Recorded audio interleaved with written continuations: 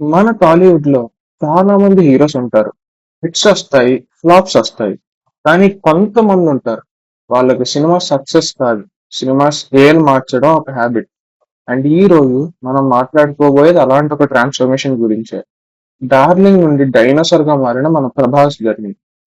వీడియోలోకి వెళ్లే ముందు ఓ మాట. నేను చేసే ఇలాంటి మరింత ఇంట్రెస్టింగ్ కంటెంట్ మీ వరకు రీచ్ అవ్వాలి అంటే కింద కనిపిస్తున్న సబ్స్క్రైబ్ బటన్ ని నొక్కేసి పెట్టుకోండి. దానివల్ల నేను కొత్త వీడియోస్ అప్లోడ్ చేసిన ప్రతిసారి అవి మీకు ఇమ్మీడియట్ గా రీచ్ అవుతాయి. సో మిస్ అవ్వకుండా సబ్స్క్రైబ్ చేసేసుకోండి. 2002 తెలుగు సినిమాలో ఒక సైలెంట్ ఎంట్రీ. ఈశ్వర్ అనే సినిమాతో ప్రభాస్ మన తెలుగు సినిమాలోకి ఎంట్రీ ఇచ్చాడు. ఇప్పుడు ఎవ్వరికీ తెలియదు ఈ అబ్బాయి ఫ్యూచర్ లో ఇండియన్ సినిమాని షేక్ చేస్తాడని. కాల్, కామ్, కొంచెం షై పర్సనాలిటీ, మాస్ హీరోలా కాదు, ఓవర్ యాటిట్యూడ్ కాదు, introverted vibe. This is what people thought about him. Eeshwar hit అవ్వలేదు, కానీ ఒక విషయం క్లియర్ గా అర్థమైంది అందరికి. అదే ప్రభాస్ స్క్రీన్ ప్రెజెన్స్. తర్వాత రాఘవేంద్ర వచ్చింది. That is a commercial attempt, కానీ అది కూడా బిగ్ సక్సెస్ కాలేదు. ఇక్కడ వరకు ప్రభాస్ ఒక రెగ్యులర్ స్ట్రగ్లింగ్ హీరో. కానీ 2004 లో వర్షం వచ్చింది. ఇక్కడే అసలు కథ మెల్లగా మొదలైంది. వర్షంలో love story, emotional intensity, action, songs, అలా ఈ మూవీలో ప్రతిదీ క్లిక్ అయింది. వర్షం బ్లాక్ బస్టర్ అయ్యి ప్రభాస్ కి ఫస్ట్ సాలిడ్ హిట్ ఇచ్చింది. ఇక్కడ ఆడియన్స్ ఫస్ట్ టైం ఈ అబ్బాయిలో ఏదో విషయం ఉంది అని ఫీల్ అయ్యారు. తర్వాత అడవి రాముడు, మాస్ అటెంప్ట్, యావరేజ్ రెస్పాన్స్. ఆ తర్వాత 2005 లో చక్రం వచ్చింది. రిస్కీ ఎమోషనల్ ఫిల్మ్, కమర్షియల్ గా ఫెయిల్ అయింది, కానీ ప్రభాస్ పర్ఫార్మెన్స్ కి అప్రిషియేషన్ వచ్చింది. And here's the interesting part. Prabhas early career లో almost every movie different try చేశాడు. లవ్ స్టోరీ, మాస్, ఇమోషనల్, కానీ కన్సిస్టెన్సీ మిస్ అయింది. ఇప్పుడు వచ్చింది 2005 లో ఛత్రపతి. ప్రభాస్ కెరియర్ లో ఇప్పటికీ ఒక gem. Rajamouli direction, intense character, elevation scenes, dialogues. వాడిపోతే వీడు, వీడిపోతే నేను, నేను పోతే నా అమ్మ మొగుడంటూ ఎవరైనా అధికారం కోసం ఎగపడితే అనే డైలాగ్ తో ప్రభాస్ స్క్రీన్ మీద ఎక్స్ప్లోడ్ అయ్యాడు. ఛత్రపతి హిట్ కాదు, బ్లాక్ బస్టర్. ఇక్కడి నుంచి ప్రభాస్ కి మాస్ ఇమేజ్ చాలా స్ట్రాంగ్ అయింది. కానీ ఇక్కడే ఒక ట్విస్ట్ ఉంది. ఈ సక్సెస్ ని ఫాలో అప్ అవ్వాలంటే ఈజీగా మాస్ రూట్ లో వెళ్ళొచ్చు, కానీ ప్రభాస్ అలా చేయలేదు. తన నెక్స్ట్ మూవీస్ లో చాలా వర్సిటైల్ రోల్స్ చేశాడు. 2006 లో పౌర్ణమి, ఒక ఆర్టిస్టిక్ అటెంప్ట్, బట్ ఫ్లాప్ అయింది.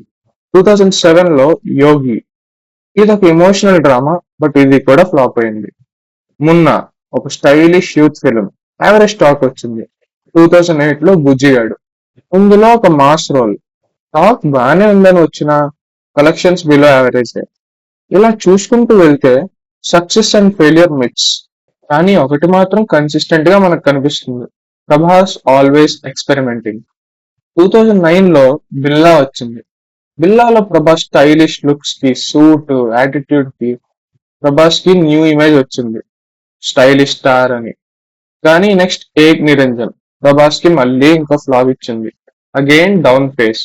ఇలాంటి సిచ్యువేషన్ లో ఇంక ఏ హీరో ఉన్నా కూడా బ్రేక్ అయిపోతారు. కానీ ప్రభాస్ మాత్రం స్లోగా బిల్డ్ చేస్తూనే ఉన్నాడు. 2010 లో డార్లింగ్ వచ్చింది. ఇక్కడ నుంచి ప్రభాస్ కి డార్లింగ్ అనే ట్యాగ్ పర్మనెంట్ అయిపోయింది. Soft, charming, lovable role. Audience బాగా కనెక్ట్ అయ్యారు, especially youth and family audience. సినిమా సూపర్ హిట్. తర్వాత 2011 లో మిస్టర్ పర్ఫెక్ట్ వచ్చింది. లైఫ్ లో కాంప్రమైజ్ అంటే ఏంటి అనే కాన్సెప్ట్ తో స్ట్రాంగ్ ఎమోషనల్ కనెక్ట్ మూవీ ఇది. అగైన్ ఇంకో హిట్. ఇక్కడ నుంచి ప్రభాస్ ఇమేజ్ చేంజ్ అయింది. మాస్ హీరో కాదు, లవర్ బాయ్ కాదు, కంప్లీట్ ప్యాకేజ్ అని. డార్లింగ్ ప్లస్ మిస్టర్ పర్ఫెక్ట్, ఈ రెండు సినిమాలు ప్రభాస్ ని ఆడియన్స్ హార్ట్ లో సెటిల్ అయ్యేలా చేశాయి. కానీ రియల్ గేమ్ ఇంకా స్టార్ట్ అవ్వలేదు. 2012 లో రెబల్, హై ఎక్స్పెక్టేషన్స్ తో వచ్చిన ఫ్లాప్ అయింది. నెక్స్ట్ 2013 లో Mirchi, powerful dialogues, family plus action కాంబోతో మిర్చి బ్లాక్ బస్టర్ అయింది. ఇక్కడ వరకు ప్రభాస్ ఒక స్ట్రాంగ్ తెలుగు స్టార్, కానీ ఇంకా ఇండియన్ స్టార్ కాలేదు. And then everything changed. 2015 Baahubali The Beginning. ఈ సినిమా ప్రభాస్ కి జస్ట్ ఒక ఫిల్మ్ మాత్రమే కాదు, ఒక రిస్క్, ఒక విజన్, ఒక madness. Prabhas 5 years almost total గా డెడికేట్ చేశాడు. అదర్ ఇంకేం ప్రాజెక్ట్స్ లేవు. ఫిజికల్ ట్రాన్స్ఫర్మేషన్ అని, డిసిప్లిన్ అని, పేషెన్స్ అని ఇలా చాలానే బాహుబలి కోసం ప్రభాస్ ఇన్వెస్ట్ చేశాడు. Budget around 180 crores. ఇండియన్ సినిమాలో అప్పటికి అదే బిగ్గెస్ట్ ప్రాజెక్ట్. రిలీజ్ అయ్యాక సునామీ సృష్టించింది. 600+ crores కలెక్షన్స్. ఇండియాలో మాత్రమే కాదు, వరల్డ్ వైడ్ గా ఒక సెన్సేషన్ అయింది Baahubali. Prabhas suddenly pan Indian star అయ్యాడు.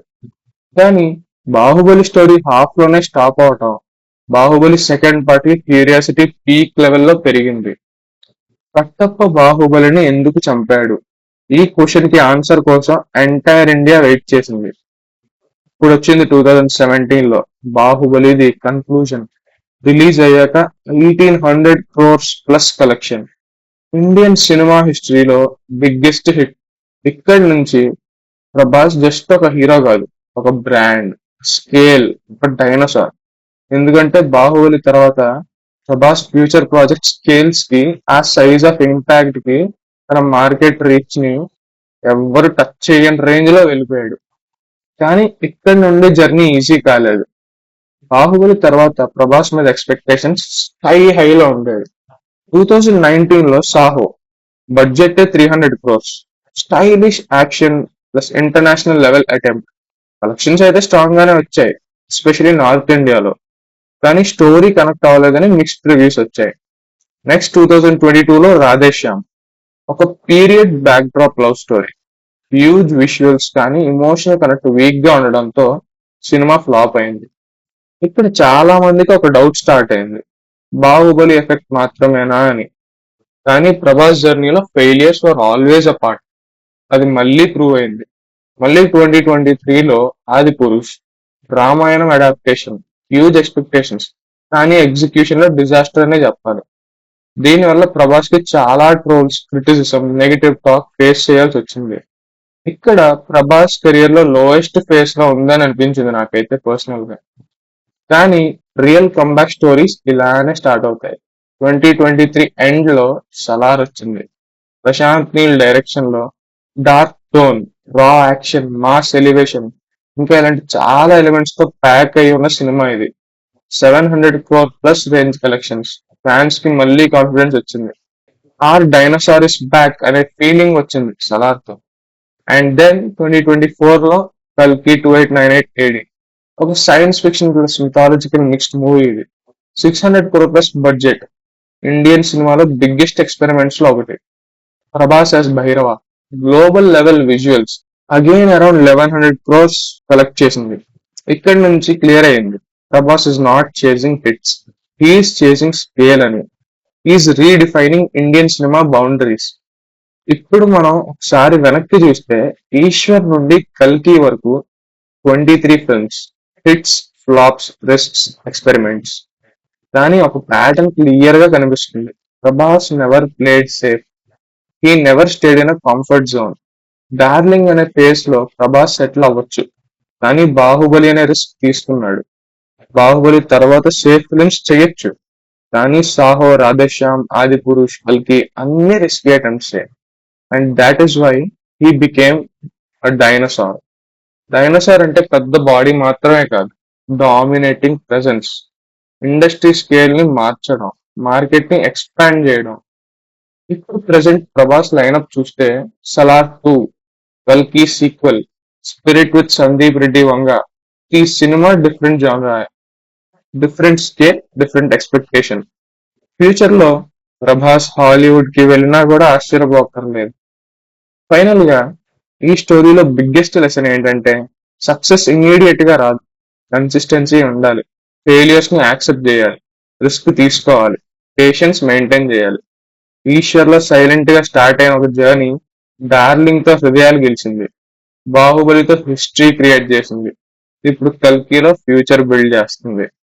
కొన్ని జర్నీస్ నంబర్స్ తో మెజర్ చేయలేం, ఫీలింగ్స్ తో మాత్రమే అర్థం అవుతాయి. ప్రభాస్ ది కూడా అలాంటి ఒక జర్నీయే. వీడియో నచ్చినట్లయితే లైక్ చేయండి, షేర్ చేయండి, మన ఛానల్ ని సబ్స్క్రైబ్ చేయండి.